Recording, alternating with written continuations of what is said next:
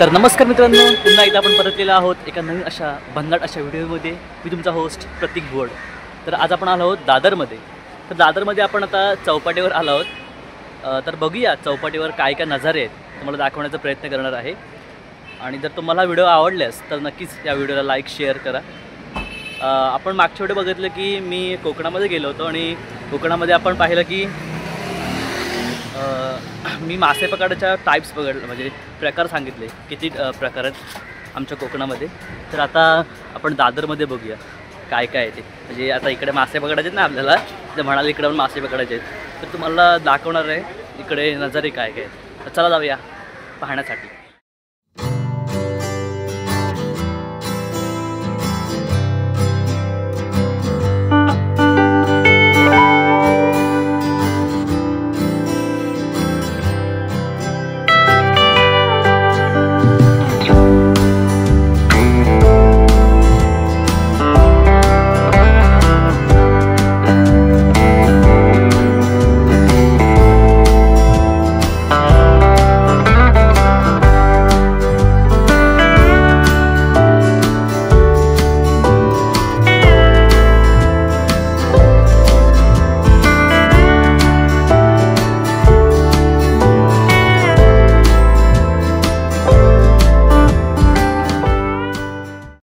तर मित्रांनो, आता आपण दादरमध्ये जेव्हा येतो चौपाटीवर तेव्हा आपल्याला इथे एक एंट्रन्स गेट दिसतो. इथे एक मोठा एंट्रन्स गेट आहे. इथून आपण एंट्री केल्यावरती समोरच एक दीपस्तंभ आहे आणि त्याच्या पुढे समुद्र आहे. तर चला जाऊया त्या समुद्राकडे.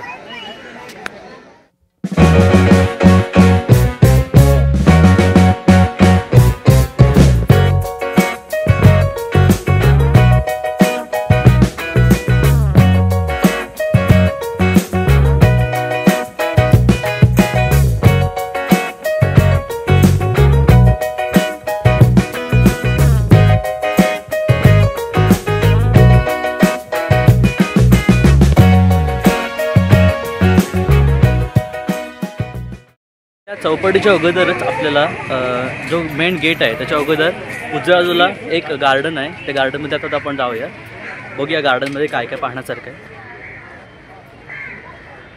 हे बरंच मोठं गार्डन आहे. मी 1-2 वर्ष अगोदर या गार्डनमध्ये आलो होतो. ज्यावेळी मी माटुंगा इथे राहायचो त्यावेळी या गार्डनमध्ये आलो होतो. आता बघूया परत एकदा काय काय डेव्हलप झाले आहे गार्डनमध्ये, मला दाखवण्याचा प्रयत्न करणार आहे.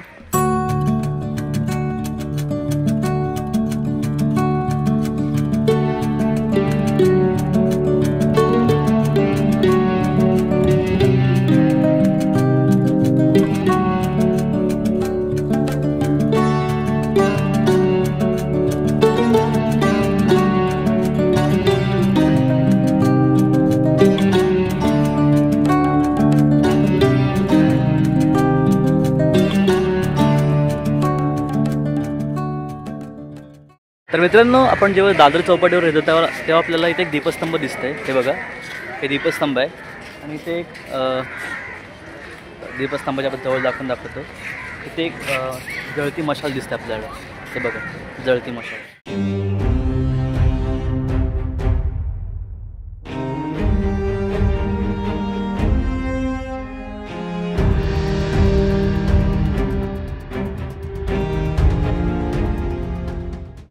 आता आपण दीपस्तंभाच्या पुढे आलो आहोत. दीपस्तंभाच्या पुढे आल्यावरती आपल्याला इथे एक एंट्रन्स गेट आहे.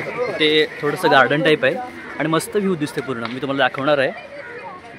इकडे दीपस्तंभ आहे, हे बघा. इकडे तो पाठीमागे दीपस्तंभ आणि तो गेट आहे. आणि याच्या आता आपण पुढे आलो आहोत. पुढे आल्याच्या नंतर इथे दोन्ही बाजूंनी जाण्यासाठी एंट्री आहे आणि इथे गार्डन टाईप आहे. ते तुम्हाला व्ह्यूज दाखवतो.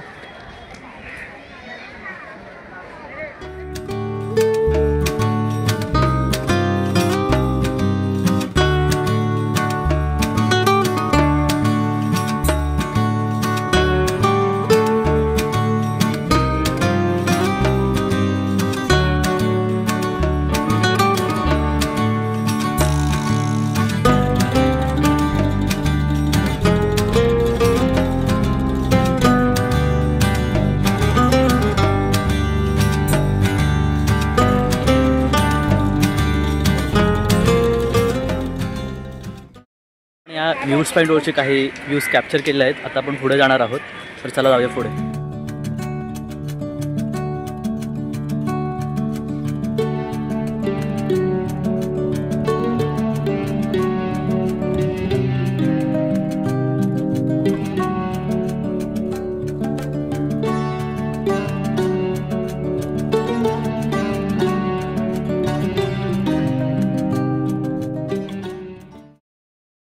नमस्कार मित्रांनो, तर आता आपण आलो आहोत स्वातंत्र्यवीर सावरकर, वीर सावरकर यांच्या स्मारक बघण्यासाठी. तर चला जाऊया आतमध्ये स्मारक बघण्यासाठी.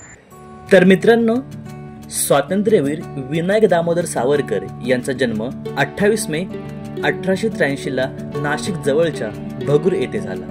वडील दामोदरपंत आणि आई राधाबाई.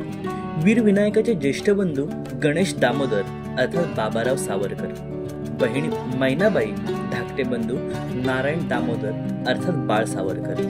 आई राधाबाई लवकर वारल्यामुळे दामोदर पंतांनीच आपल्या मुलांचा सांभाळ केला. स्वातंत्र्यवीर सावरकर हे एक अलौकिक व्यक्तिमत्व. सशस्त्र क्रांतिकारकांचे ते प्रेरणास्थान ठरले. देशाच्या राजकारणात मार्गदर्शक ठरले. पूर्वापार चालत आलेल्या रूढी, परंपरा, अंधश्रद्धा, अस्पृश्यता यांच्या विरोधात त्यांनी आवाज उठवला. आधुनिकीकरण, वैज्ञानिक दृष्टिकोन, सैनिकीकरणाचा पुरस्कार केला. आजही पचवायला कठीण वाटणाऱ्या विचारांचं संचित त्यांनी आपल्याला दिलं. समाज प्रबोधनासाठी नाटकं लिहिली, लावणं लिहिली. तर मित्रांनो, आता आपण जात आहोत स्मारक बघण्यासाठी. तर चला बघूया. मी पहिल्यांदाच या ठिकाणी आलोय, तर तुम्हाला पण दाखवतो स्मारक म्हणजे नेमकं काय आहे इथे बघण्यासारखं. हे माझ्यासोबत गार्ड काका आहेत, त्यांनी मला इथं आणलं आहे. तर तुम्हाला पण दाखवतो नेमकं काय आहे ते स्मारक. चला. तर मित्रांनो, स्वातंत्र्यवीर विनायक दामोदर सावरकर यांच्या स्मारकाच्या डाव्या बाजूला आपल्याला काही भित्तिचित्रे पाहायला मिळतात. बंगालची फाळणी व असंतोष 19 जुलै 1905, प्लेग कमिशनर मिस्टर रँड 1897, बिरसा मुंडा बिहार 1898, दामोदर हरी चाफेकर 1897, बाळकृष्ण चाफेकर 1897, वासुदेव बळवंत फडके 1883, सेनापती तात्या टोपे 1857, राणी लक्ष्मीबाई झाशीची राणी 1857, चिमासाहेब कोल्हापूर 1857, मंगल पांडे 1857, नानासाहेब पेशवे 1857, बहादूरशाह जफर 1857 आणि परकीय राजवटीमुळे गांजलेले भारतीय कुटुंब अशी आपल्याला काही भित्तिचित्रे पाहायला मिळतात.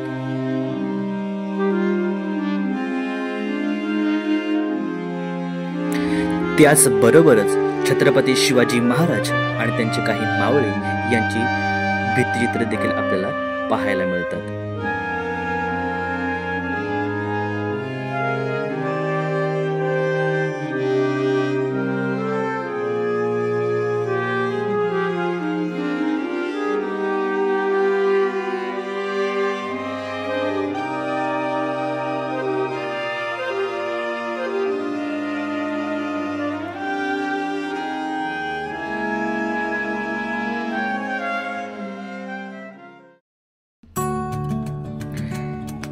तर मित्रांनो, स्वातंत्र्यवीर विनायक दामोदर सावरकर यांच्या स्मारकाच्या उजव्या बाजूला आपल्याला काही भित्तिचित्रे पाहायला मिळतात. चला ती भित्तिचित्रे पाहूया.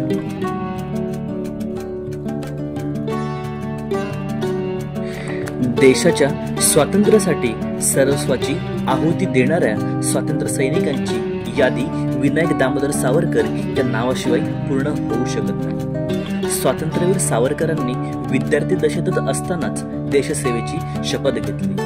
त्यानंतर आयुष्यभर त्यांनी देशसेवेचं व्रत जपलं. आजही त्यांचा त्याग, त्यांचे देशप्रेम, त्यांचे विचार हे सर्वांना प्रेरणादायी आहेत.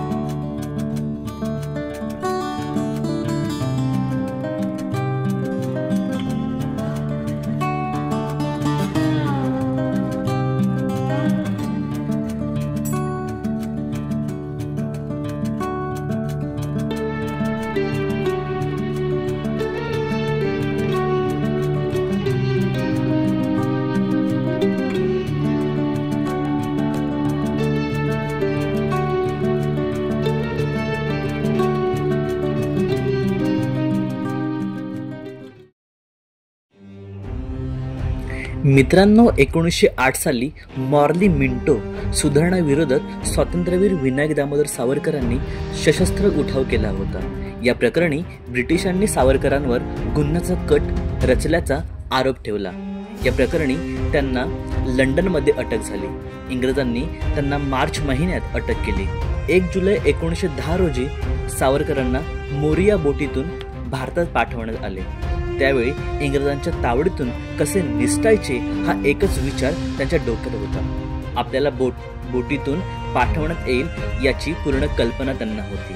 त्यामुळे त्यांनी आपल्या जवळच्या मित्राला त्यांना ज्या सागरी मार्गाने नेण्यात येणार त्यावर लक्ष ठेवायला सांगितले होते। अखेर 8 जुलै या दिवशी सावरकरांना ती संधी मिळाली। त्यांनी बोटीच्या शौचकूपाच्या खिडकीतून उडी मारून फ्रान्सचा किनारा गाठला।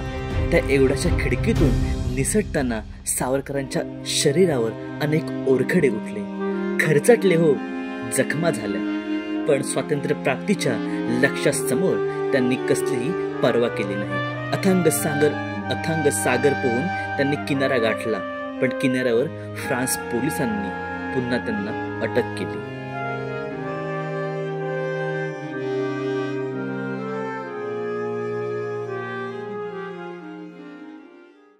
आता आपण स्मारक पूर्णतः बघितलं आहे, त्याची आपण माहिती पण बघितली आहे। आता आपण आलो आहोत इथे थोडं बेस खाली, म्हणजे स्मारक तिथे वरती आहे आणि बेस खाली आपण पाहिलं तर इथे जे आपले स्वातंत्र्य सावरकर आहेत त्यांना ज्या जेलमध्ये ठेवलं होतं अंदमान निकोबार, त्या जेलचं ते स्ट्रक्चर आपल्याला दिलं आहे ते आपण आता बघूया। मित्रांनो, सेल्युलर जेल ज्याला काळे पाणी म्हणून ओळखले जाते ते अंदमान निकोबार बेटांची राजधानी असलेल्या पोर्ट ब्लेअर मध्ये हे तुरुंग आहे। इंग्रजांनी जेलचा वापर विशेष करून राजेशाही कैद्यांना हद्दपार करण्यासाठी केला होता। भारतीय स्वातंत्र्य चळवळीचे स्वातंत्र्य सैनिक ज्यात मुख्य भारतभूमीपासून हजारो किलोमीटर अंतरावर वसलेले होते आणि समुद्रातून कोट्यावधी किलोमीटर प्रवेश करण्यायोग्य होते। यासाठी ब्रिटिशांनी सेल्युलर जेलची निर्मिती केली। पटाकेश्वर दत्त, योगेंद्र शुक्ला आणि विनायक दामोदर सावरकर यांच्यासारख्या मोठ्या नेत्यांना भारताच्या स्वातंत्र्याच्या चळवळीत तुरुंगात ठेवण्यात आले होते।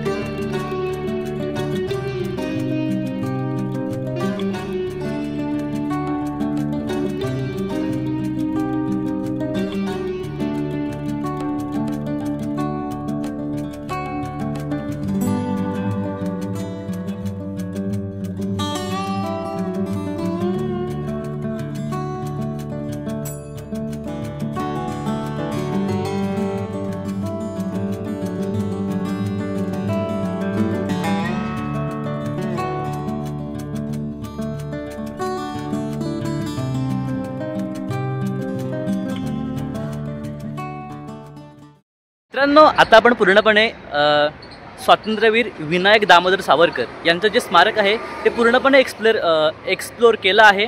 आता त्या स्मारकाच्याच बाजूला या ठिकाणी बृहमुंबई महानगरपालिका संयुक्त महाराष्ट्र स्मृती दालन असं एक ठिकाण आहे। या ठिकाणात देखील आपण भेट देणार आहोत। तर चला जाऊया आतमध्ये। या ठिकाणामध्ये म्हणजे आतमध्ये काय काय आहे हे पाहण्यासाठी। मित्रांनो, स्वतंत्र भारतात मराठी भाषकांचे राज्य स्थापन करण्यासाठी संयुक्त महाराष्ट्र चळवळ हा लढा उभारला गेला। या चळवळीमुळे 1 मे 1960 रोजी महाराष्ट्र राज्य अस्तित्वात आले। महाराष्ट्र राज्यात मराठी भाषा बोलणारे मुंबई, कोकण, देश, विदर्भ, मराठवाडा, खानदेश व अजूनही महाराष्ट्राबाहेरचं असलेले डांग, बेळगाव, निपाणी, कारवार व बिदर हे भाग अभिप्रेत होते। साहित्यिक, सांस्कृतिक, वैचारिक, राजकीय या सर्व अंगांनी ही चळवळ उभारली होती।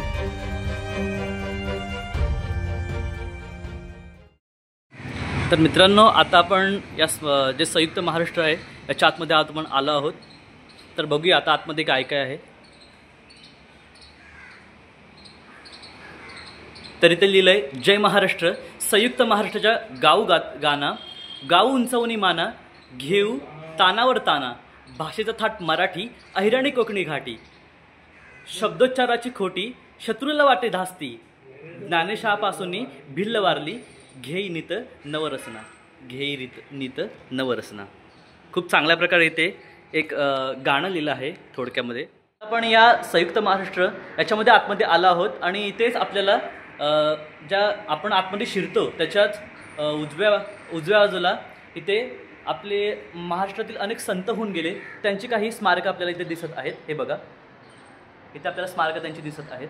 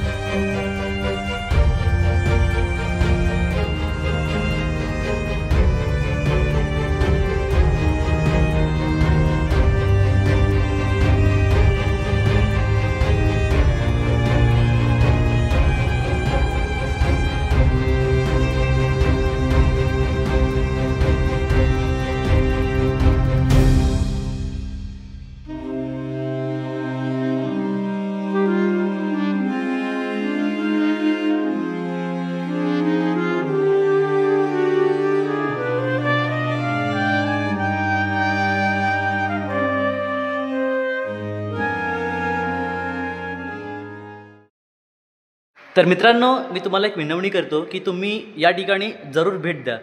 इथे आपल्याला समजतं की आपला जो महाराष्ट्र आहे, माझा महाराष्ट्र, संयुक्त कसा झाला, म्हणजे स्वातंत्र्य कसा झाला, महाराष्ट्रात बदल कसे झाले, हे या ठिकाणी चित्रांद्वारे आपल्याला समजते. तर तुम्ही नक्कीच या ठिकाणाला भेट द्या अशी मी तुम्हाला विनवणी करतो.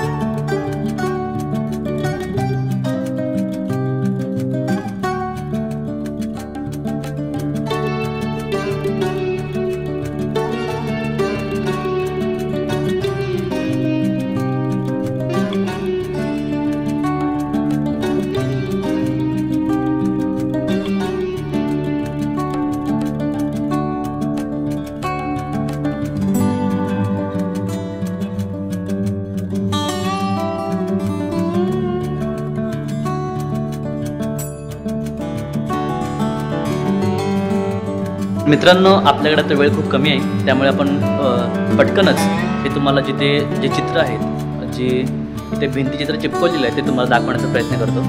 तर चला बघूया.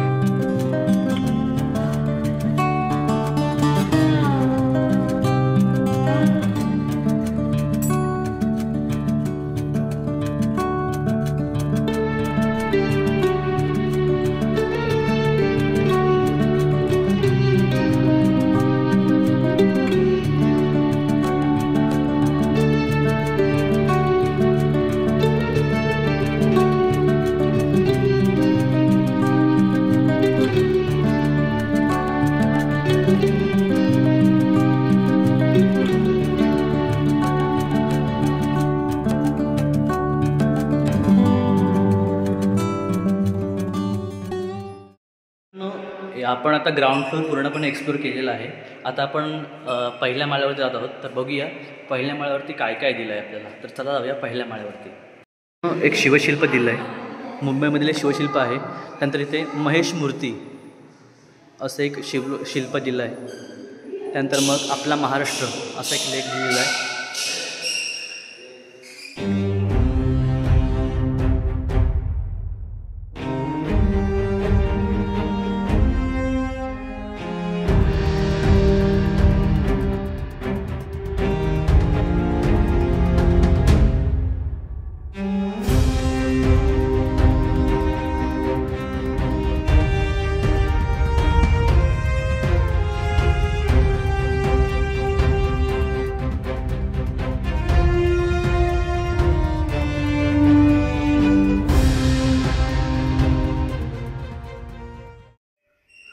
हे आपल्या श्रीमान रायगड याचं एक छायाचित्र दिलेलं आहे. राजधानी रायगड, जी आपली स्वराज्याची राजधानी होती, रायगड किल्ला, याचं एक इथे छायाचित्र दिलेलं आहे. इथे धनगर म्हणजे महाराष्ट्राच्या दऱ्याखोऱ्यांतून शेळ्या मेंढ्यांची राखण करणारा हा रांगडा गडी म्हणजे धनगर.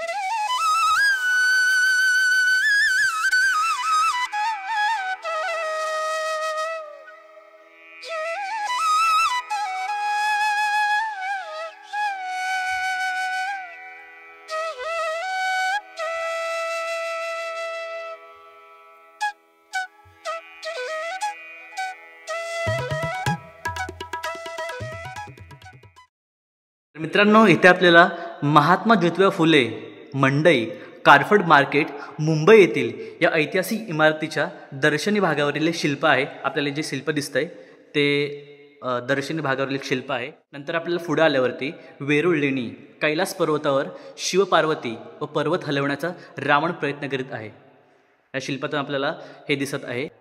नंतर मग इथे वेरूळची लेणीच आहे. तिथे जातक कथेतील अप्सरा हे ते लेणीचं आपल्याला दाखवलं आहे. आता बघूया पुढे अजून काय काय आहे. ते जास्त करून किल्ल्यांची म्हणजे जे महाराष्ट्रात किल्ले स्थित आहेत यांची काही छायाचित्र दिलेले आहेत. हे बघा, हा किल्ला विजयदुर्ग आहे, जिल्हा सिंधुदुर्ग. मुरुड जंजिरा सिंधुदुर्ग, जिल्हा सिंधुदुर्ग. नंतर मग इथे देवगिरी, लोहगड, अलंग मदन कुलंग, जिल्हा नगर. अजिंठा, जिल्हा संभाजीनगर. वेरूळ, जिल्हा संभाजीनगर. लेणांद्री, जिल्हा पुणे. इथे तुम्हाला दाखवण्याचा थोडा प्रयत्न करतो, थोडं अडचण होते इथे, पण तुम्हाला दाखवण्याचा प्रयत्न करतो. इथे दिलं आहे की छत्रपती शिवाजी टर्मिनस मुंबई या गॉथिक पद्धतीच्या वास्तुशिल्पावरील कोरीव कामाचा अप्रतिम नमुना आहे. हे बघा, अप्रतिम हा नमुना आहे. Shivaji Maharaj terminus, Chhatrapati Shivaji Maharaj terminus, sorry. हे पण आता मगाशीच पाहिलं आपण, इकडचं मगाशीच पाहिलेलं आहे. नंतर मग इकडे अजिंठा लेणी. इथे आपल्याला अजिंठा लेणी दिसते. ही वेरूळची लेणी आहे. जटायू वधाचे सुंदर चित्र, जटायू वधाचे सुंदर चित्र आहे. नंतर अजिंठा लेणी. नंतर मग अजिंठा लेणी स्वर्गातून अवतरणारा इंद्रदेवासह अप्सरांचे जगप्रसिद्ध भित्तिचित्र. हे जे चित्र दिसतं आहे ते आपल्याला हे जगप्रसिद्ध चित्र आहे. नंतर मग विधुरा पंडित जातक कथेवर आधारित चित्रकृती. नंतर या ठिकाणी पुढे आल्यावरती आपल्याला दिसतं आहे की ही पण अजिंठाच लेणी आहे. महाजनक जातक कथेवर आधारित चित्रकृती. नागनाथ मंदिर, सुरेख अश्वशिल्पाचे अवशेष. नंतर वेरूळ लेणी, शिवतांडव नृत्याचे अप्रतिम शिल्प.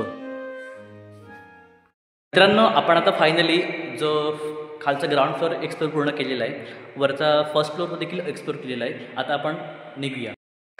तर मित्रांनो, फायनली आपण संयुक्त महाराष्ट्र स्मृतिदालनाचे हे जे स्मारक आहे म्हणजे स्मृतिदालन आहे हे पूर्णपणे आपण एक्सप्लोर केलं आहे. आता आपण बाहेर जात आहोत. आपण फायनली पहिल्यांदा आपण काय केलं, आपण पहिल्यांदा बीचवरती गेलो होतो, दादर चौपाटीवरती. त्याच्यानंतर आपण जे आपले स्वातंत्र्यवीर विनायक दामोदर सावरकर यांचं जे स्मारक आहे ते देखील पाहिलं. आणि त्याच्यानंतर आपण आपला जो संयुक्त महाराष्ट्र याचं जे स्मृतिदालन आहे ते देखील पाहिलं.